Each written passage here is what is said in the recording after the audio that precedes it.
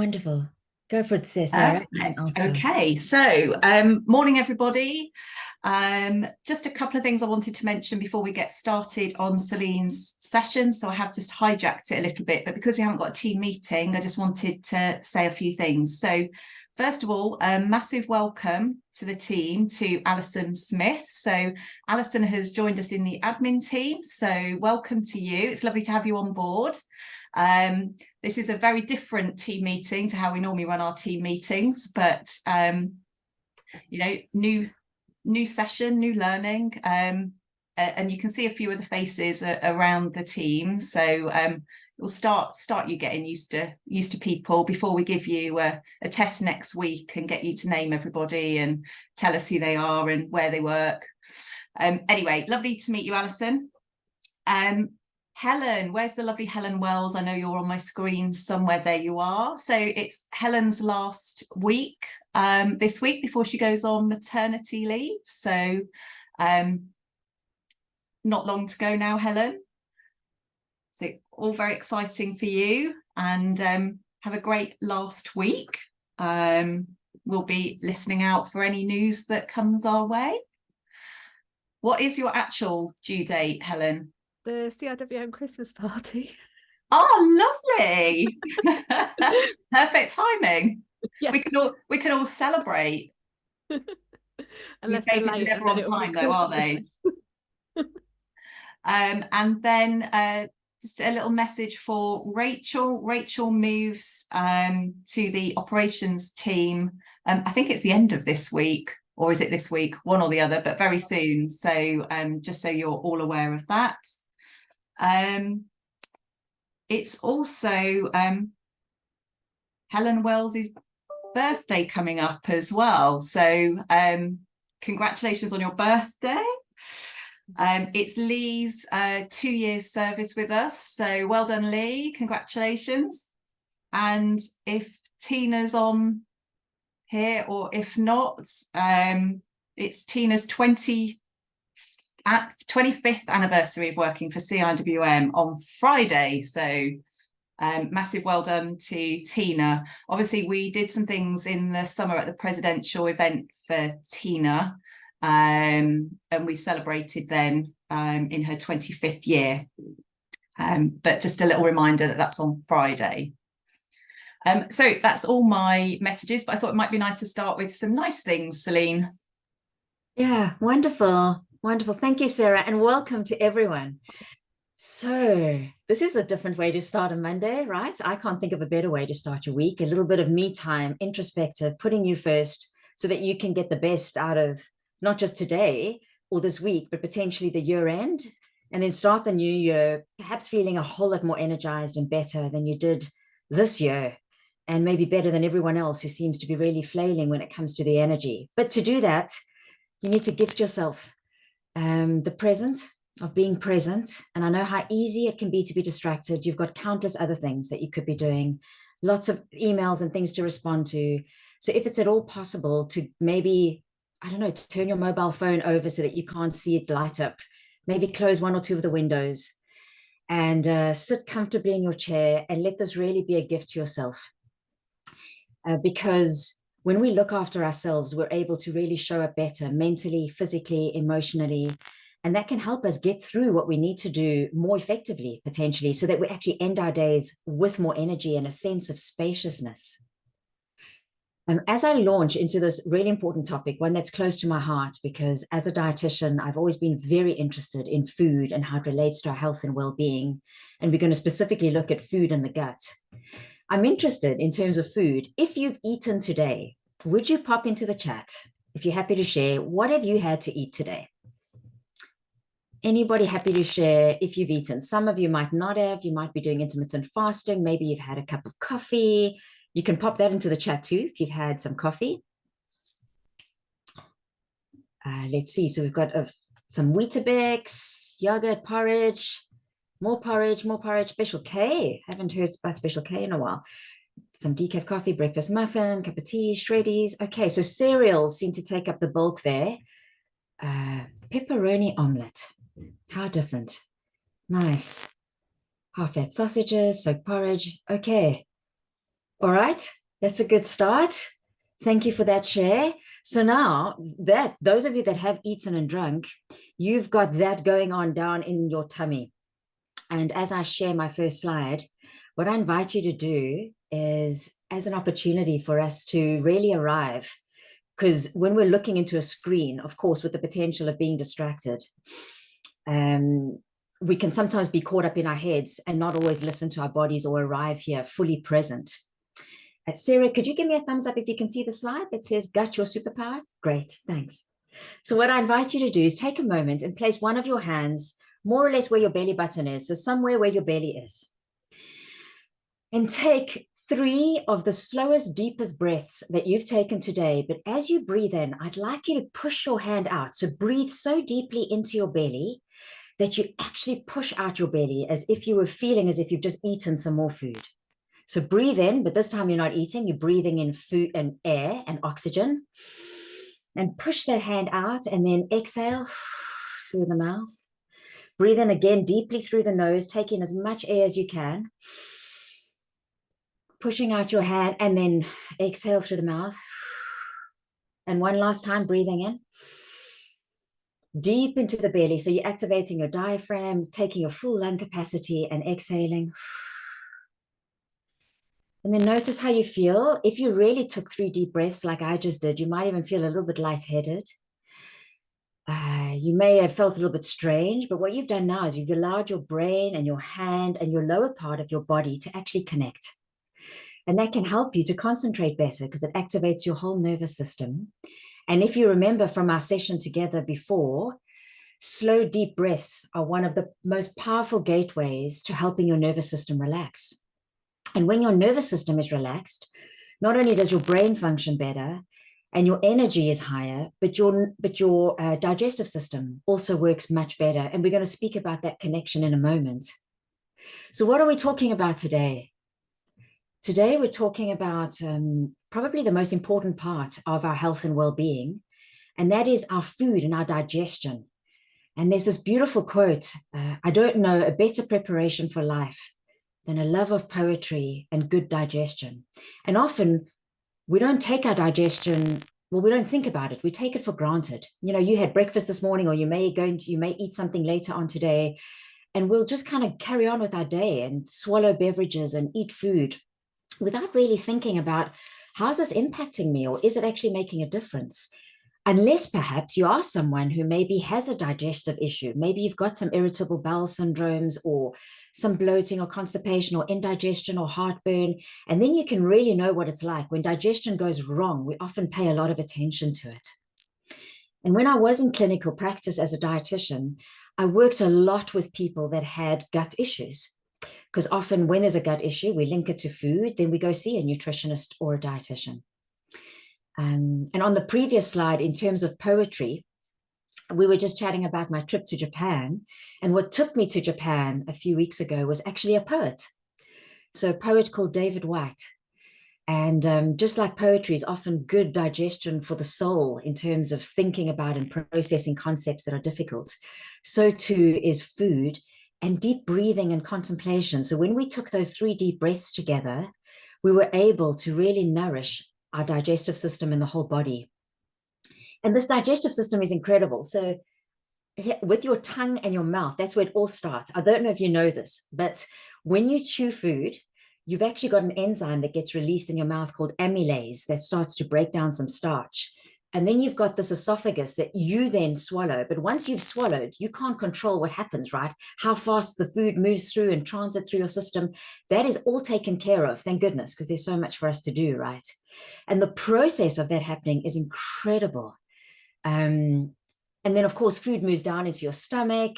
Then it gets released into the small intestine. And that's where your pancreas and your liver and your gallbladder, if you've still got one, get involved. And they release all kinds of hormones that further help the digestion of the food. Because it's quite a process, right? To break down the Special K or the shreddies or the porridge or the yogurt that's been mixed in with maybe some berries and nuts. And then for the body to decide what's good for you to take in. Because if you take in anything that's bad, it will trigger your immune system. And that's when you can get allergies and inflammation and all kinds of problems. And we know that you need vitamins and minerals. So it needs to know what to take in. That process is magical. And it's controlled by a very special nervous system called the ENS, the enteric nervous system.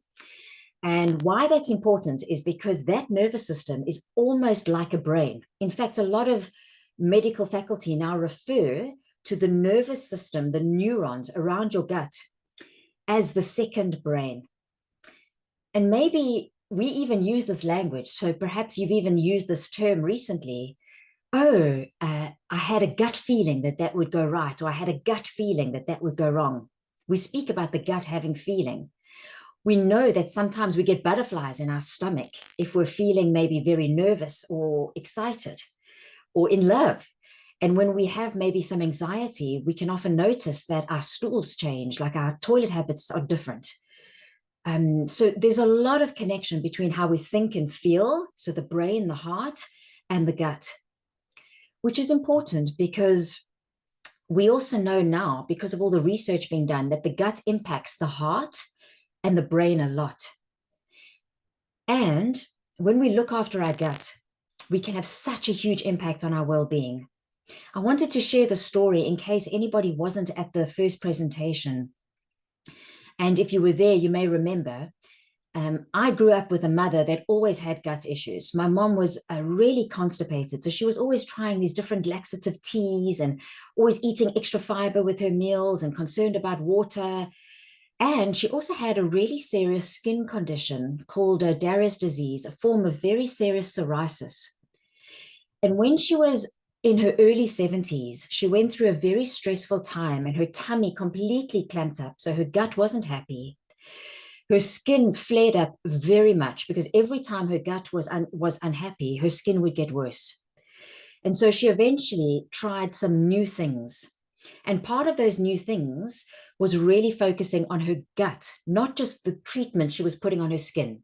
So instead of adding more cortisone treatment, more skin products, more tablets, she actually focused on the things we're going to look at today.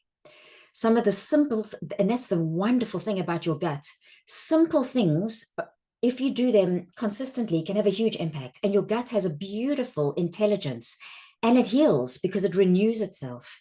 And in my mom's case, after just 4 months, by focusing on her gut specifically and doing some of the things I'm going to share with you, her skin got to a level of health that she didn't have since her 20s. And even now, it's been about 8 years since the photograph was taken. She still manages her skin health only when she looks after her gut.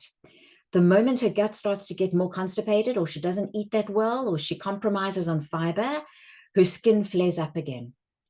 So I don't know each of you personally, but I know that when you look after your gut, you can create infinite well-being, not just around your skin, but anything to do with inflammation, because inflammation is one of the first steps towards arthritis, heart disease, diabetes, anxiety, skin issues, mood disorders, even hormonal imbalances.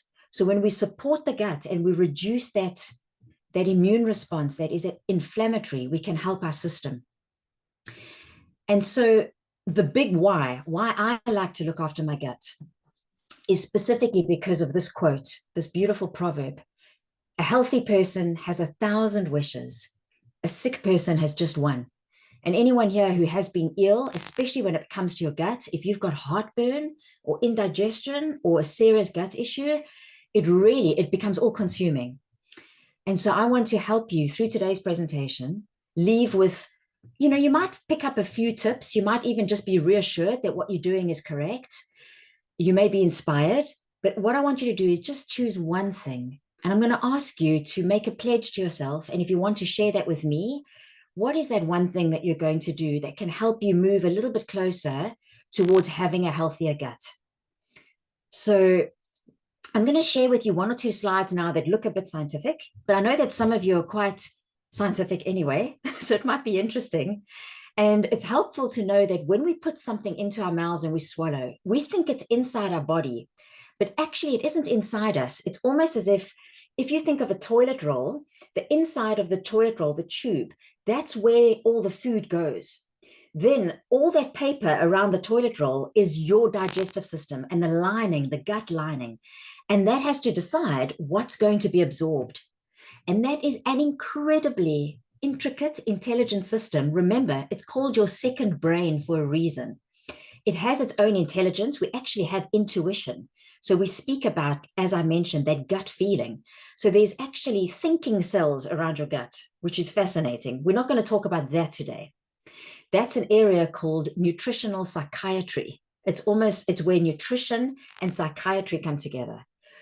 What I am going to mention, though, about that is the link between when your gut is fed the nutrients it needs, it is easier for your brain to make chemicals and neurotransmitters that make you feel good.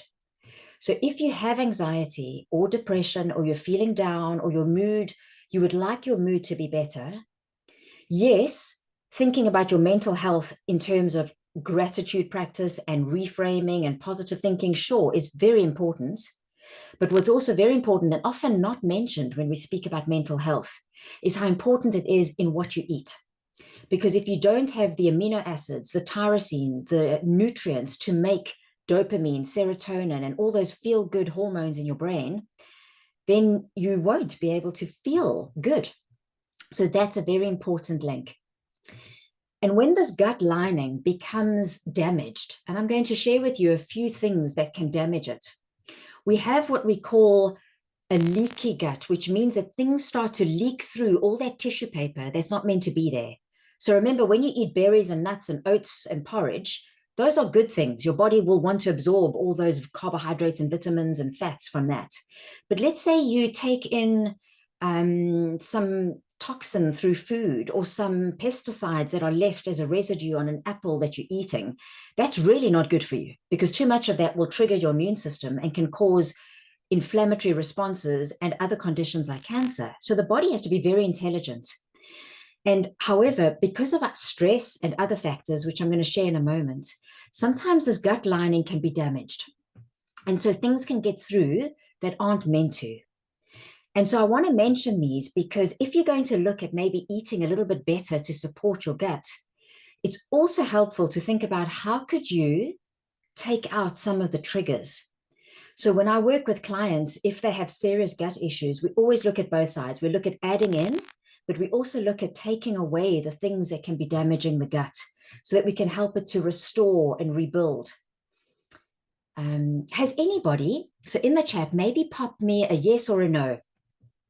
Have you done any kind of gut-focused diet regime? So something like FODMAP, or maybe you've seen a nutritionist and you've got some guidelines around eating differently, or maybe you're taking a probiotic. Is anybody doing something that's specifically targeting the gut? Yes or no? And if yes, and you're happy to share what that is, perhaps just pop in a keyword just to give me an idea. Okay, so someone's taking probiotics, great. No, yes. And then I'll wait while those come through. Okay, thank you for sharing. You drink a probiotic every morning. So I will chat about which probiotics I think are better, because generally the drink ones are not as potent as the ones that you can get separately in a capsule. So that's just my opinion.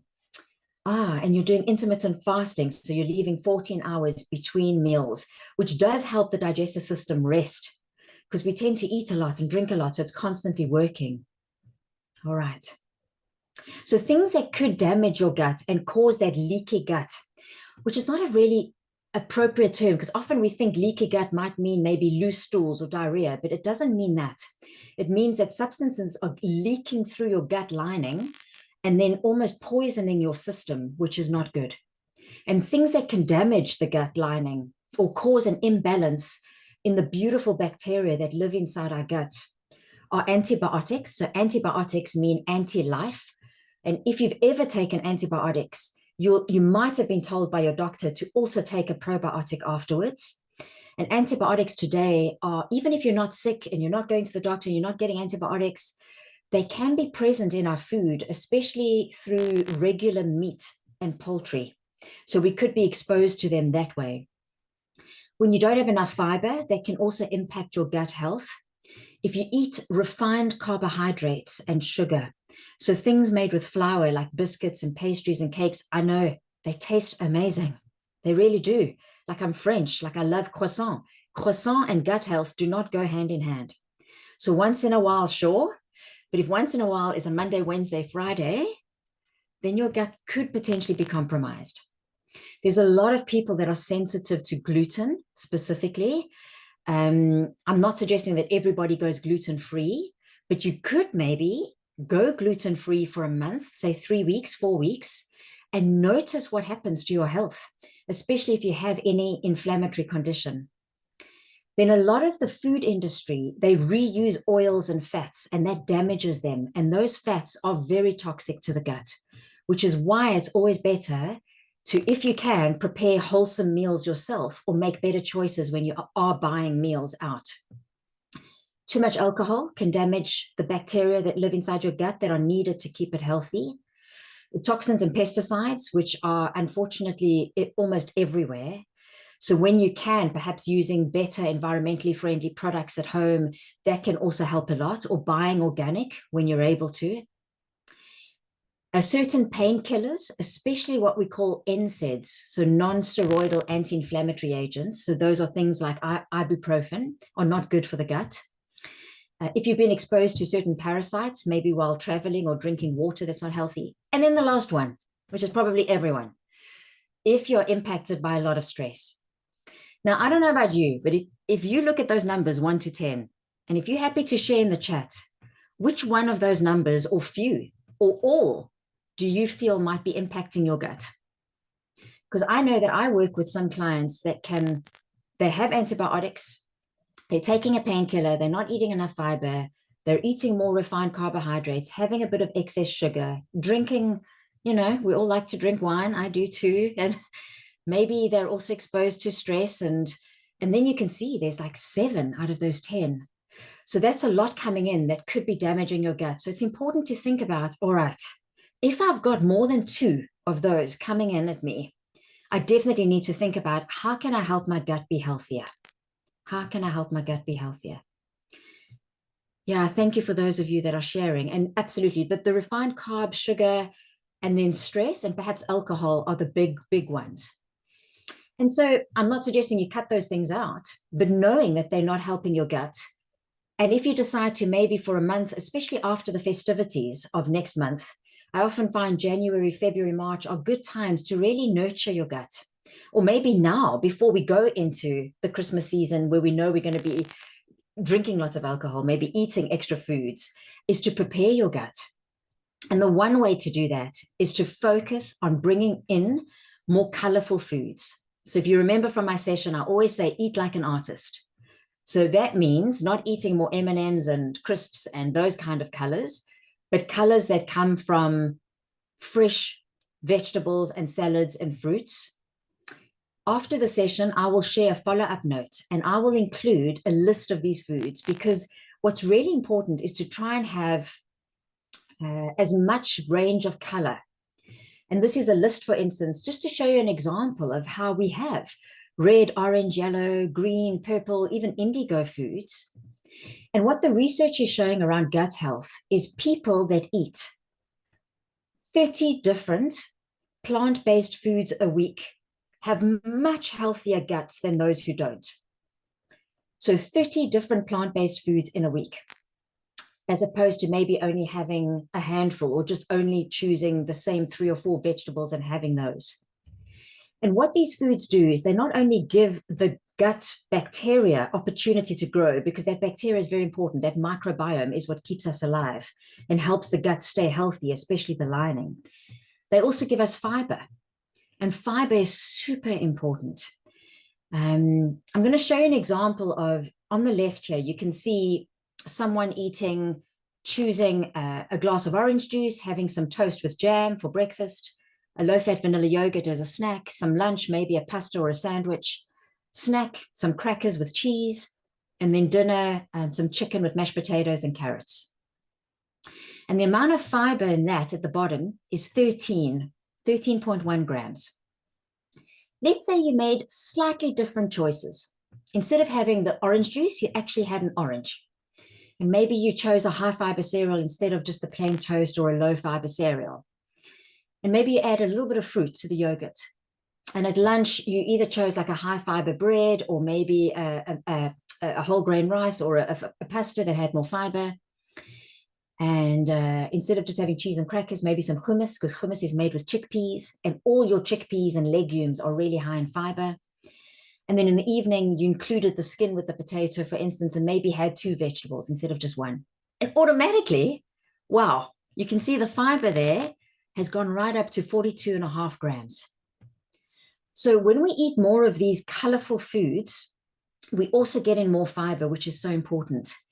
And ideally, if you were looking at planning a healthy meal, so if you think of the breakfast you had this morning, or the lunch you might have, or your evening meal tonight, ideally you want 2 handfuls, so 2 fistfuls of the vegetables or the salad, or at least have a piece of fruit if you can with your breakfast or as a snack. And then the pasta, the rice, the potato, the fish, the rest of the protein and the carbohydrates should take up less space than the vegetables. Now, it's easy for me to say that, make your plate an artistic plate, eat like an artist. Practically, how do you do that? So I'm about to share with you 7 techniques. Now, 7 is a lot, so I don't expect you to take all 7 away, but what I'd like you to do is be curious around which one are you not doing that you could potentially bring into your lifestyle. And all 7 of them, by the way, start with an S. So that's a nice way to remember. I will also send a summary. I've got a 1-page PDF that summarizes these so that you can always refer back to them. The first thing, if you're wanting to eat like an artist, is definitely to have your setup feel good. And what I mean by this, if you think about your kitchen right now, what are your vegetable knives like? And what are your vegetable boards like? Those are the 2 first things that I would say start with. When I invested in new knives recently, I just bought 3 new vegetable knives, bright orange, bright green, bright pink. I bought Victorinox. I just like those knives. I think they're great quality. It made me more excited about chopping my vegetables. So simple, such a cost-effective thing to do. And big, beautiful boards can also make it easier for us to peel vegetables and chop and feel like we want to do that. And also getting things maybe like a spiralizer. Has anyone got a spiralizer? Spiralizer is a machine where you pop in a courgette or a cucumber or carrot or any kind of hard vegetable or an aubergine on the one end, and then you twist it or you turn it by hand and it comes out like spaghetti. And spiralizing carrots or spiralizing cucumber can literally create like a spaghetti salad, whereas it's quick and easy, and kids love it, by the way. So something as simple as that, having 1 or 2 new little tools. I've also got an avocado slicer, which makes it easier and more fun to actually eat avocado. So thinking about your setup and making a little bit of an investment in buying maybe new things to rejuvenate some joy and freshness can make it more appealing to actually spend time in the kitchen so that you can eat these foods, because these foods take a little bit extra prep time, right? They do. So another type of food, especially for these winter months, is making soups. So soups are a wonderful way to get in lots of vegetables, but also vegetables that you don't normally eat. So let's say when you look at that food chart and you spot beetroot and kale, and you're like, oh my goodness, I really don't like beetroot or kale. What if you put beetroot or kale into a soup and it was mixed in with 5 other vegetables and a lovely stock? You probably wouldn't even taste it. So soups are a wonderful way to disguise things and vegetables that we maybe don't want to eat. If you've got the freezing space, making a beautiful soup and then freezing it is a wonderful way to have something quick and ready on the go. Also, if you're wanting to lose weight and you want to manage your calorie intake, if you start a meal with soup, especially if it's more of like a watered down, maybe a broth, and broth, by the way, is very good for your gut. I don't know if anybody makes their own broth, but if not, you can also order. In winter, I always order organic, proper made broth, and I try and have one every second day, a sachet, and I find that's really good for helping my gut microbiome. So soups can be really convenient. Salads. Now, I know in the winter months, we don't often feel like salad, but if you make a salad that's maybe not based on leaves, but more of like other ingredients, like you can see in the picture, it's more what we call a composite salad or a caprese salad, which is sliced tomato with mozzarella cheese and basil. I think salads need to be what I call sensational. They need to be interesting and fun. And sometimes looking at recipes can give us some inspiration around how can we sensationalize our salads and make them more interesting. A very, very helpful salad, by the way, to make for your gut is any kind of slaw.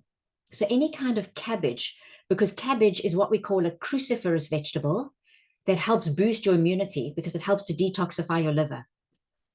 So if you can add in red cabbage and green cabbage and mix that with maybe some carrots and add in a beautiful oil with some dressing, slaws can keep in the fridge for, I often keep mine for 5 days. So I make a large container and then I have 2 or 3 tablespoons of that with my meal. Or if I'm working from home at lunch, I might just add that in. And then another type of way that you could bring in more of these colorful foods is by thinking about having more stir fries or vegetable medley type meals. So what I mean by medley, what I often do is I roast vegetables in bulk. So I will put a large tray in the oven with a whole range of vegetables, from mushrooms to carrots to baby marrow to butternut to maybe a bit of sweet potato, with some olive oil, maybe a herb salt, in the oven for 40 minutes or an hour. And then I make more than I need so that I can either freeze some of the vegetables or keep them in the fridge and use them as a base for another maybe 2 meals. And when you start having meals with more vegetables like stir fries, that becomes the feature of the meal, right? It's more than half the plate then. Then you're adding in your protein and maybe a bit of noodles to mix in, but the carbohydrate is not the base. This is what makes it so exciting. It's actually then the vegetable. Smoothies are also a wonderful way to add in more color. Smoothies though, if you make a smoothie, does anybody make smoothies, by the way? If you do, please give me a thumbs up in the chat. Because if you make smoothies using just fruit and maybe some flavored yogurt, you can actually make what I call a carbohydrate bomb. You can end up having lots of fruit sugar and lots of extra sugar through the yogurt. So if you make a smoothie, it's a good idea, you can see in the picture there, to add in other ingredients, not just fruit. And if you're looking for recipes, I can give you lots of recipes myself with smoothies, but also if anybody does make smoothies, you probably have a NutriBullet or some kind of blender. And I know the NutriBullet website has got lots of smoothie recipes that include nuts, things like ginger and different spices. So you can actually make smoothies that are warming even in the winter. And if you add, for instance, avocado to a smoothie, it makes it taste creamy. You can add a little bit of coconut milk even, or coconut cream. So adding in spices and other type of ingredients like nuts and seeds into our smoothies with the fruit, then make sure that we create a more balanced drink that's got lots of nutrients. Then this is something I definitely go to all the time. I love having dips. So dips like hummus, and I make my own hummus because it's so easy. You know, a can of chickpeas, a bit of tahini, some salt, pepper, and olive oil in the blender, like the NutriBullet. And by the way, I use that blender for a lot of things, for blending soups, for making dips.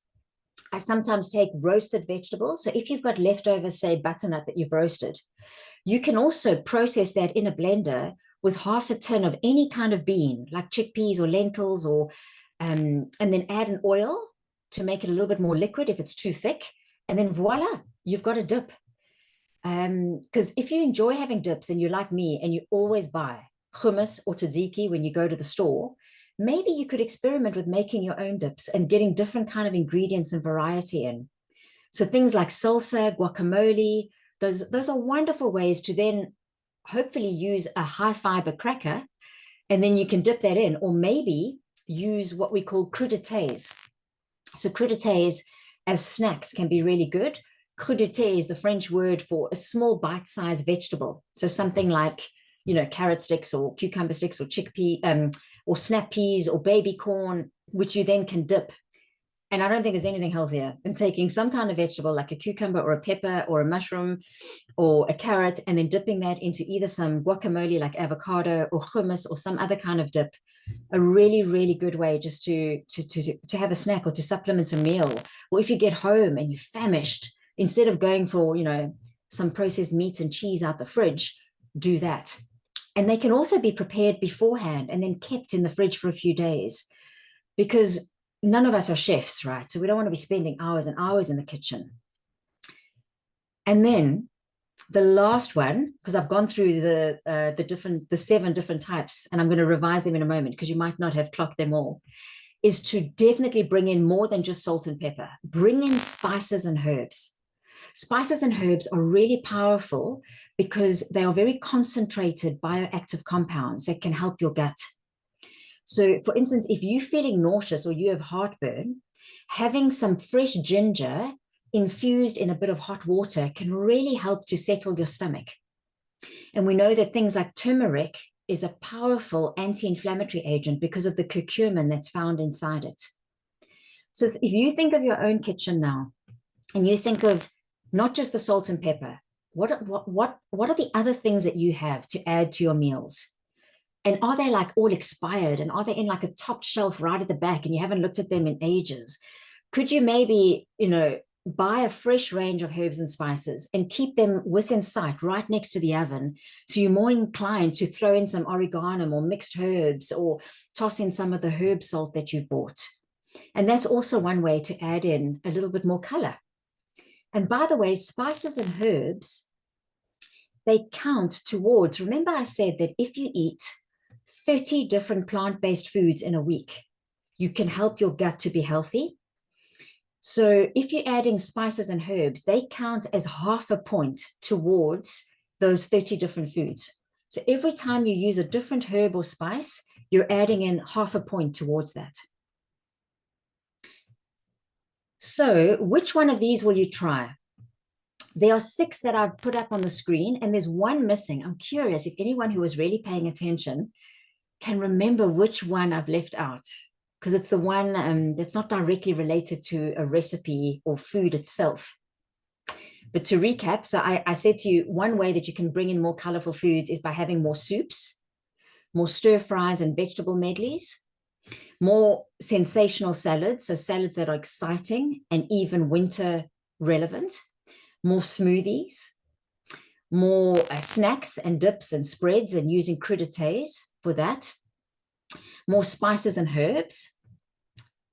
Are there, and then which one is missing? Can you remember? Can anyone remember? It was yeah, thanks, Helen. It was the setup. So having your setup right, which makes it easier, because if you don't have a blender that can make a smoothie, you're not going to make smoothies. If you don't have a wok to fry a stir fry in, you're probably not going to really find it easy to make a stir fry. If you don't have recipes, or if you don't have nice knives, you're not going to be inclined to cut up crudités. If you don't have a soup recipe or a nice pot or even a soup maker or freezer space, then maybe making soup and freezing it is not going to work for you.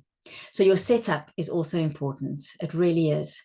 So maybe the next time you're in the shop, you could go towards the home section or spend some time online and treat yourself to 1 or 2 new things for your kitchen that will inspire you.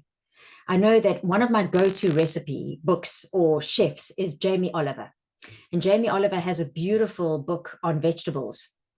And he also, often his recipe books always start with the first few pages around getting your setup right. And yeah, absolutely. You can also ask Father Christmas.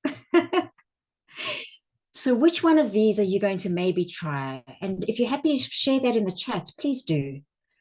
Over the next few weeks, are you going to maybe make more interesting salads? Are you going to think about having more stir fries? Will you maybe experiment with some soups? Anybody going to maybe be adventurous with making your own spreads and dips? Thank you, Nicola, for mentioning slaws, because slaws, as I said earlier, a great type of cabbage-based salad to keep in the fridge that I feel is winter-friendly as well. Wonderful. You're going to have 2 and 3, more stir fry, make dips. You asked for some frying pans for Christmas. Wonderful. Wonderful. I hope that between now and Christmas, though, you'll do something for your gut. Yeah. I like that. More roasted veg. Yeah, and not potatoes. Yeah, with the exception of sweet potatoes, regular potatoes, I don't classify as a colorful vegetable. I like to keep them in the carbohydrate side. So absolutely, if you are going to have potato, rather have sweet potato, but more roasted veg is great, more spices. And you've got some slaw tonight. Great. I'm glad you're not going to skip it now. Wonderful. Wonderful. Once you start feeding your gut, what happens in just, do you know that some of your gut microbiome, the bacteria inside your gut, can rejuvenate in 20 minutes? So when you eat a bit of slaw, there's a type of bacteria. I mean, we've got millions of bacteria inside us, right? So many. They outnumber us like 10 to 1, even more. The more we research them, they're amazing. So within 20 minutes, those healthy guts are going, yay, this is amazing. I can feed off this, I can grow, rather than being killed off by the antibiotics and the painkillers and the stress and the coffee and the sugar and the refined flour. So these little small things, even if you start with a tablespoon, amazing, amazing. And something else that you could think about bringing in is, so we started off, some people shared, some of you shared that you were taking probiotics, perhaps as a drink or as a tablet. You can also get probiotics in fermented food. So I had such a good sauerkraut this weekend. Someone made some, and it felt good to eat it. So sauerkraut, by the way, is fermented cabbage. Any fermented vegetable is very good for your gut. We used to ferment our foods a lot. I remember my grandmother, because she never had electricity, or eventually she did, but she still always pickled and fermented a lot of her vegetables. And that was very good for our guts. But now, because we've got fridges and freezers, we don't need to really ferment our food anymore, right? To keep it. However, if we can eat it, like maybe I try and buy from local food markets, or I find an online supplier that's close to me. And yes, it's a bit more expensive to buy their fermented yogurt, which is called kefir, or to buy their sauerkraut, or to buy some kimchi. But it's really good for my gut. And I see it as medicine because you don't need large quantities. So yes, well, kimchi is, I think it comes from Korea, if I remember. I really enjoy it. To me, it's a bit like adding ketchup or mustard or horseradish. It adds a lovely zing to meals. So adding in these natural probiotics is really good. And if you have any kind of gut issue, or if you want to boost your immune system for the winter months, you could consider taking a probiotic. I feel it's better to take a probiotic in a capsule. So rather than a probiotic drink, because often the probiotic drinks like the Yakult yogurts and things like that, sometimes they have added sugar, which is not good. And from what I've read and been told by people that really study in this field, when we take a probiotic mixed in food, sometimes it's not able to get right down to the lower gut. So even if you're eating fermented foods, if you have a gut issue, that's not going to be enough. You probably still need to consider taking a targeted good probiotic. So something like, I mean, there's many brands out there that have good probiotics. The one that I use is either from Cytoplan or from NutriAdvanced. And in the winter months, I take a probiotic in the morning on an empty stomach because I do feel that it boosts my immunity. But you don't want to be taking a pill and then feel like, okay, well, you don't need to do any of those 7 things that I just mentioned. Because ultimately, your food really is best. There is nothing that is more influential on your genetic makeup, your genes, your health, your well-being, your gut, than your food. So food comes into your gut, it gets digested, and it literally changes your DNA. And if you eat good food, it changes your DNA for the better. If you eat bad food, it changes your DNA for the worse. And so if some of you are interested in this topic, there's a lovely, well, when I say this topic, I mean, it's a topic of nutrigenomics. So that's how nutrition and your genetics are interlinked. And remember at the start, I mentioned nutritional psychiatry. So nutrition and your brain is connected, and nutrition and your genes are connected.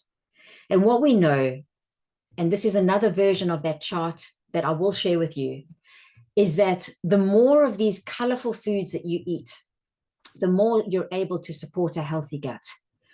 And that's where most of us need to, I think, start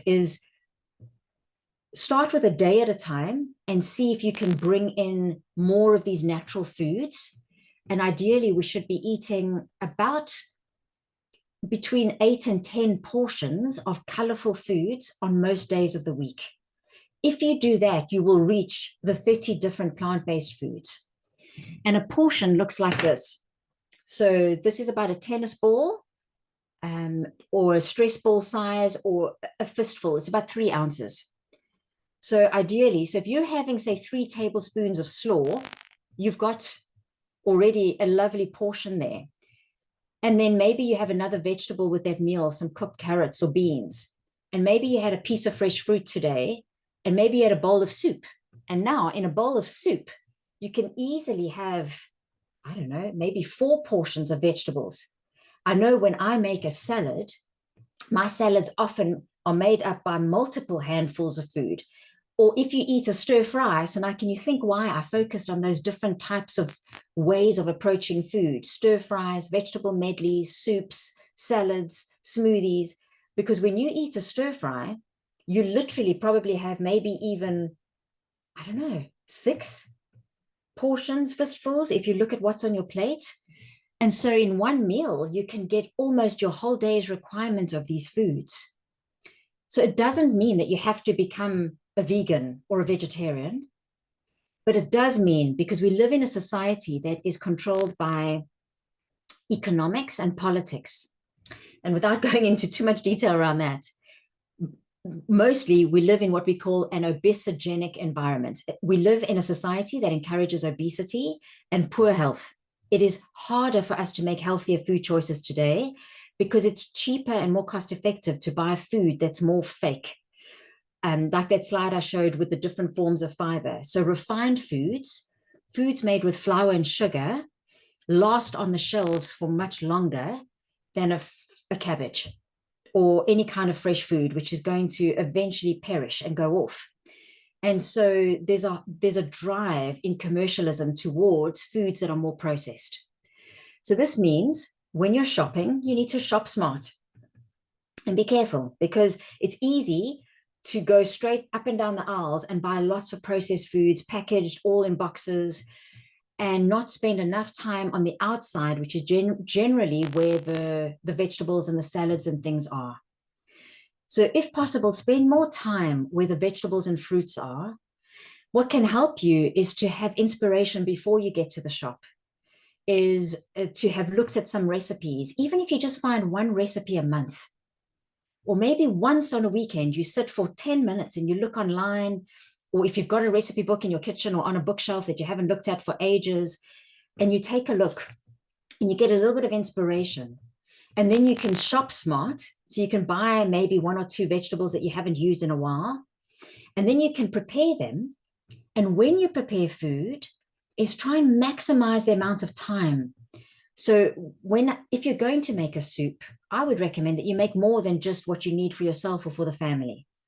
And then if you can, keep it in the fridge. Someone is going to eat it over the next day or 2.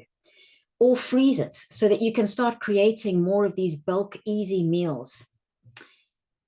And once or twice in a month, what I do is I spend about 2 hours, maybe 3 hours on a Sunday in the kitchen after I've done a shop.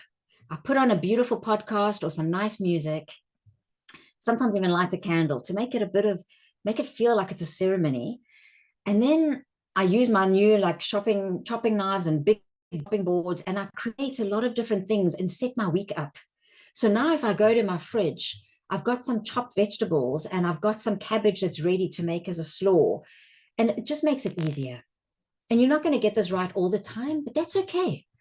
Even if you do it once in a while, over a long time, over a year, it makes a big difference to your gut. It really does. And also, please stay curious and open-minded. So when I grew up, my mother did not prepare cauliflower very nicely. I don't know how you grew up and with what vegetables. Perhaps Brussels sprouts is a good example, because that's coming up next month. Because Brussels sprouts can taste amazing if they prepared it in an amazing way, right? So cauliflower, I did not grow up with nice cauliflower. And then I discovered when I was an adult and living on my own that you can take cauliflower and you can do much more than just boil it or steam it and serve it with salt and pepper.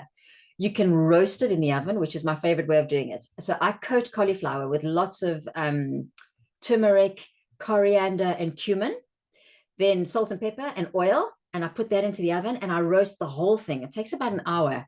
And by the way, when you're doing that, if you want to save on electricity costs, is then also roast some sweet potato and maybe some other vegetables that you can use in your soup or in a dip or keep in the fridge. So you maximize the electricity that you're going to use for that.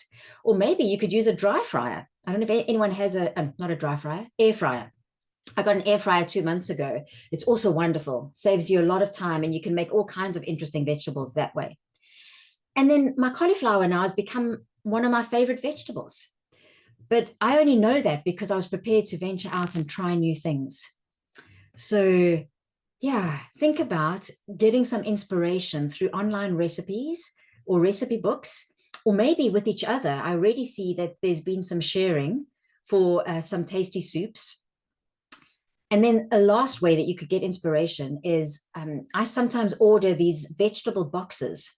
So either through Mindful Chef or HelloFresh or Gusto. And so you get a recipe with all the ingredients that you need, and you can prepare that recipe in, say, 15 or 20 minutes. And those recipes have given me inspiration in how I cook when I'm not using the recipes too. So that's also maybe an interesting way, is more once a month is to treat yourself to a box. You can even make it a bit of a date night with your partner, or involve your kids if you want them to learn how to cook food. And then you can get inspiration around how to use new ingredients. And before we're going to come to a close in the next 5 minutes or so, I want to end with this, because this is part of helping your gut stay healthy.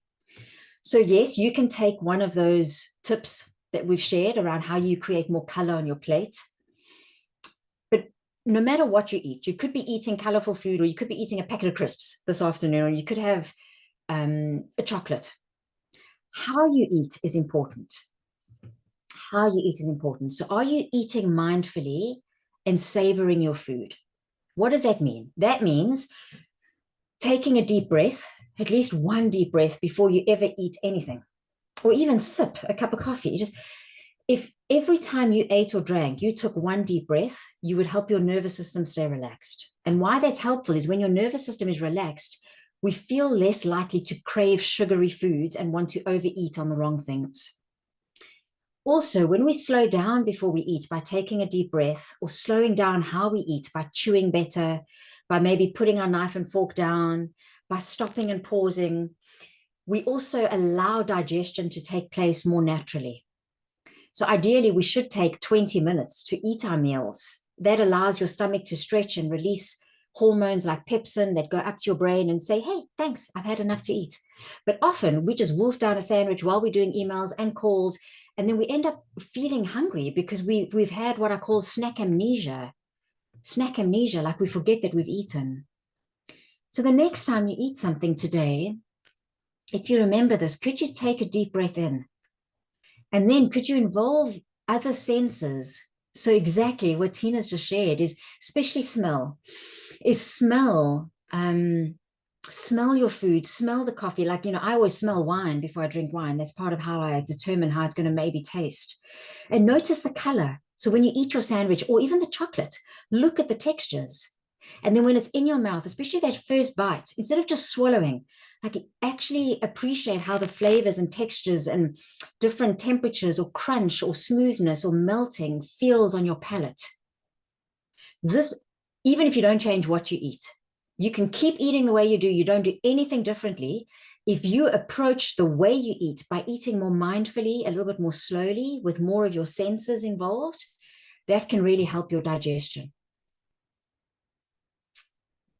So, as a summary, what we've gone through is that your digestive system is a wonderful organ, and it impacts your mental health and your emotional well-being and your physical well-being, especially your energy and your immunity.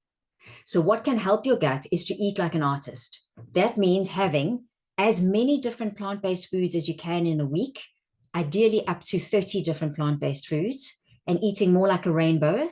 And I'm going to send you a follow-up PDF that you can use as a reference point for that. We should try and have more fiber. So if you want to, you can measure fiber by using apps or reading food labels and going for more high fiber foods. And then I mentioned those different ways that you can approach eating more colorful foods: soup, salads, stir fries, vegetable medleys, smoothies, spreads, spices. Thinking of your setup can help you too. And also thinking about reducing the triggers. The triggers were things like stress and antibiotics and painkillers and alcohol and sugar and refined carbohydrates. And then thinking about how we shop, and then how we cook to make it easier, which then can help us to eat smart. And then being more mindful. Doesn't matter what we're eating, regardless of what we eat or drink. So that's a lot that we've covered. I don't want you to leave here with indigestion. You've already potentially shared one thing that you might do differently in the kitchen. Is that going to be your one thing? Or now that you've gone through the recap, is there something else that you might want to take away as your one takeaway? So in order for you to take your investment of today, this time, and your energy and your attention, I would like to know, what is one action, one thing that you're going to take from today? And if you're happy to pop that into the chat, I think it's very encouraging when we see what everybody else is potentially doing. And remember, to make something easy to do, it's helpful to think about how you're going to make it obvious and easy. So I'm going to bring up the summary slide again, in case that's helpful to look at. Okay, so more colors, all right. Thinking about meal preparation. That's also helpful for me to see, because I might be able to send you some tips on meal preparation. Lovely, taking a probiotic. Anybody who has any questions, by the way, please feel free to respond to the email that I'll share. If you want to check in what kind of probiotic, what supplement is good, if you have a personal question around your own digestive system, I am your well-being partner, or one of your well-being partners. So please feel free to reach out to me. Okay, more fiber, more meal prep, eating more slowly and mindfully. Stop taking paracetamol. All right. Yeah, maybe if you can stop taking it, great. Or if you do take it, don't take it on an empty stomach. But also think of other ways to manage pain, perhaps, or for whatever reason you might be taking the paracetamol. Shop smart. Try a new dip once a week. That's so specific. I like that. And remember, the more specific an action is, the more likely we are to take it. Okay. Okay, and you'd like the cauliflower recipe. Wonderful. I don't have an actual recipe, but I will jot down, if you email me, the way I make my cauliflower and share that with you. It's delicious. And yes, I can also actually share more recipes with staff. I actually send out a weekly recipe. If you subscribe on my website, it's called the Foodie Recipe, Celine's Foodie. There's enough. I think there are 154 recipes now. So if you sign up, you'll get a lot of recipes, well, for the next 3 years. And I keep adding to them. Right. We've hit the hour on the hour. If anybody wants to stay behind and chat and ask questions, I will be here for a bit longer. And yes, thank you, Will, for the encouragement to create a bit of a community share around recipes. We can do that. I'll chat to Anna and we can maybe I can share a few to get it going. Yeah. But thank you for being here. Thank you for your time and energy. And I know that your gut is going to thank you. Perhaps you may not even get ill if you really boost your gut health. So thank you for that. Thank you, everybody. Brilliant. Thanks, Celine. That was brilliant. And I think from what I can see in the chat there, everybody's got something to take away from today. So thank you very much for your time and all your expertise and sharing everything with us. That was really helpful. Wonderful, wonderful. And I hope to hear from some of you if you have any questions or you just want to share some successes. And we'll have our next talk, I think it's the 27th, but I don't want to say the wrong date. It's in your diary. Yeah, it's somewhere around then, isn't it? Yes. Just before Christmas, I think. Yes, the 18th. 18th, yeah. Well, I think in people's diaries at the moment, it might be on the 11th and I need to move it to the 18th, but I'll get it moved.